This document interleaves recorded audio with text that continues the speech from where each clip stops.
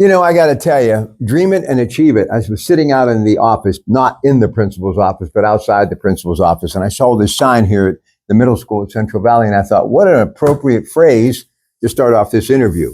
The tale of two seasons. Let's just kind of talk about where you are right now. Coach Mark Lyons, obviously getting ready for that championship game to be heard on KDK radio. We're going to run the table with 4 big games on Saturday.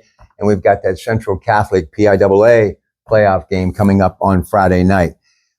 Both Avonworth and Central Valley are no stranger. This is from the Great Beaver County Times, by the way, to one another. Also, no spring chickens, no pun intended, but we're both kind of showing a little bit of our age, playing on the biggest stage in the WPIL, Accushore Stadium, with both having impressive track records and making it to the title game over the past 5 years. Listen to this. Warriors are back in the championship game for the 5th time in 6 years, and the Antelopes are back for the 3rd consecutive season. Now, both teams are going to look to not only claim the Whitfield Championship, but to continue their season in the PIAA semifinal. The matchup will also mark the 2nd time of these two programs facing each other this season. The Avonworth Lopes defeated Central Valley in a Western Hills Conference matchup back in September on the 27th, 21-14. But you were just trying to find your identity then. Absolutely. But I think you have found your identity now, Coach. Yeah, I like to think so. I mean, we weren't ready for that intensity of a game back in September. Obviously, that's on me and on our staff. We took it kind of personal. That is nowhere near who we want to look like and how we want to play. So we kind of took it upon ourselves, and I think our seniors kind of took it upon themselves to make sure that that performance will never happen again.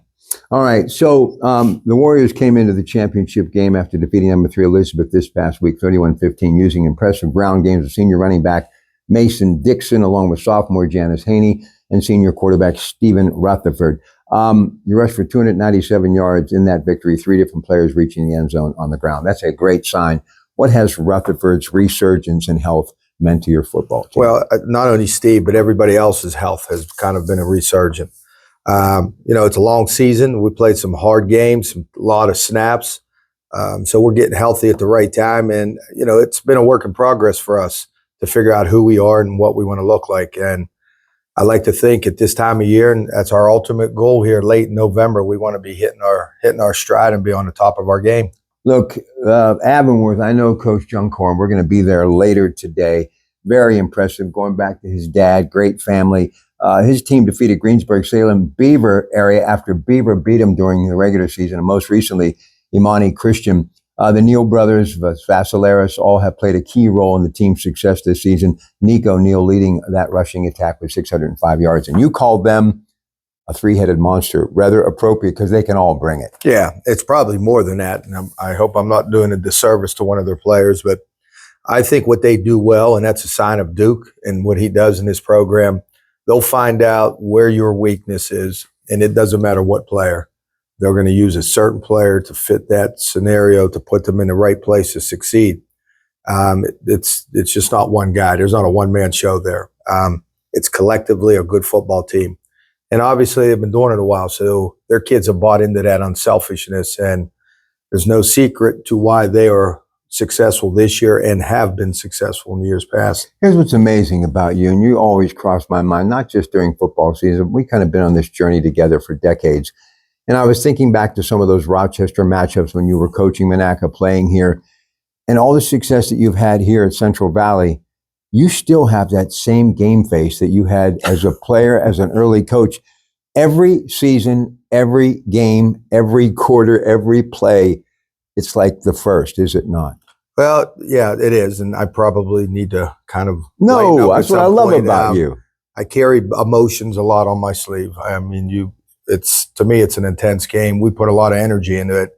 I just want our players to succeed and enjoy that moment.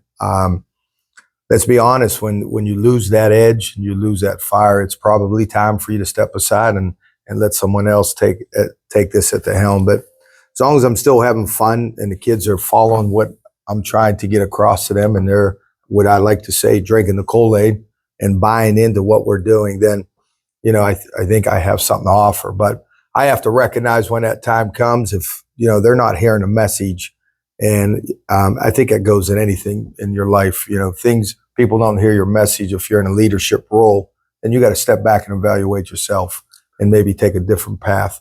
You've been at this a long time. Coach Mark Lyons getting ready for Avonworth WPIL Class 3A Championship Football. We have them all Saturday, and we have Central Catholic PAAA playoff game on Friday night. You know, Dan Rooney and I go way, way, way back, and he would call me to come to his office many times. We would just talk high school football. He was a quarterback at North Catholic. I've had not a chance to ask anybody this because nobody has run the gambit like you going back to Three Rivers. What has it meant for the Steelers to give these high school teams that opportunity? Yeah, I mean, there's a lot of talk about people saying, you know, sometimes you should play this at a high school venue because the crowds are bigger, you're closer, you can hear the noise.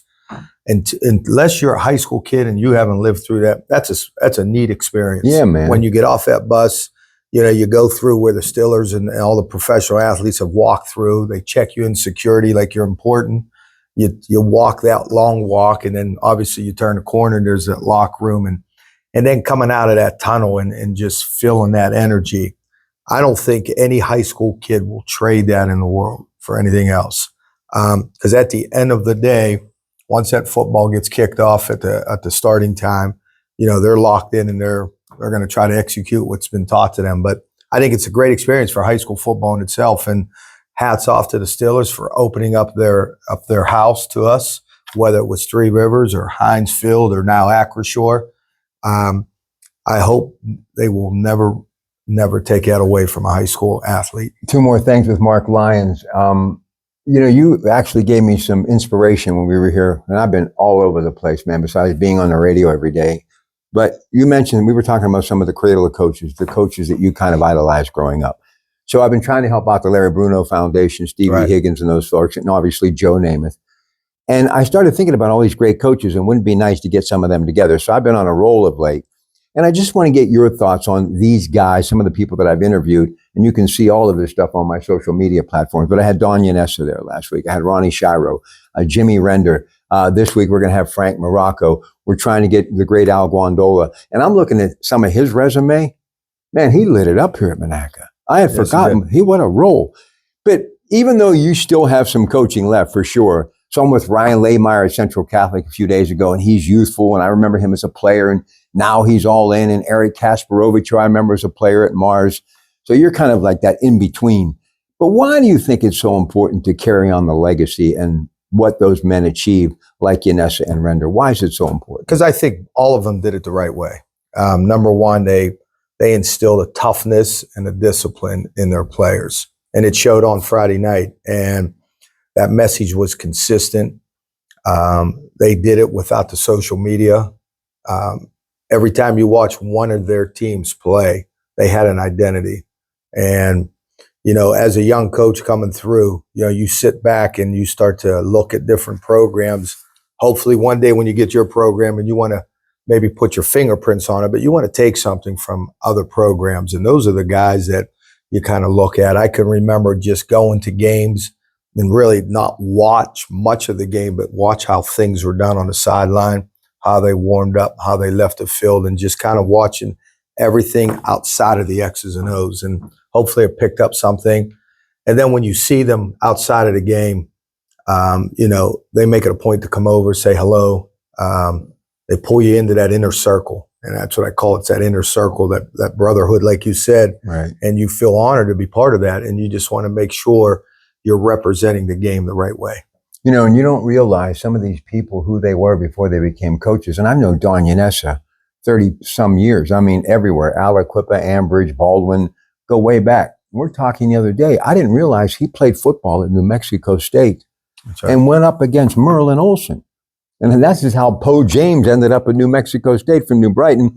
And they had a pretty epic battle with Poe here in Monaca back in the day. So it all connects, and it's just such a great thing, and I absolutely love it. Last thing, back to the game. You talked about we practice hard this time of year, so it becomes like repetition. The thing that's going to win this game for you, as much as you have a pretty good offense, as they do, whoever really shines defensively, bottom line, you guys got to get locked in early and just shut these guys down. I couldn't agree with you more. I mean, they methodically will wear teams down. You know, that 4 or 5 yards starts to wear on your defense. And then next thing you know, you look and you're playing 60, 70 snaps, which is not healthy for your defense. So we can help that not only from a defensive side, but on an offensive side. So we do get the football. We got to make sure it's quality quality drives. Hopefully every drive is going to finish with some points. But if it does anything, it's going to eat up some clock and just allow those defensive guys the time to rest and to kind of readjust themselves. If you're playing a lot of snaps on that side of the ball, it's going to be tough to kind of lock in play after play. So that's going to be our challenge. I'd love for their punter to be on the field a lot. Listen, this guy, he doesn't pat himself on the back, but what an incredible coach. All right, we got much more to come later today. Your Pratt Pack. Don't forget, all weekend long, as always, Coons Quality Food Sports Reports. We've got that Coons Market here in Hopewell, and you have the Coons Market Black and Gold Sunday Show. Steelers kick off the week. Browns, Amazon Prime, Westwood One Radio, 93.7 The Fan. Pitt, Louisville this weekend, 93.7 The Fan. And a lot of championship football, all four on Saturday, KDK and Central Catholic in a PIAA playoff game on Friday night. It's your Pratt Pack. More sports always at 93.7thefan.com.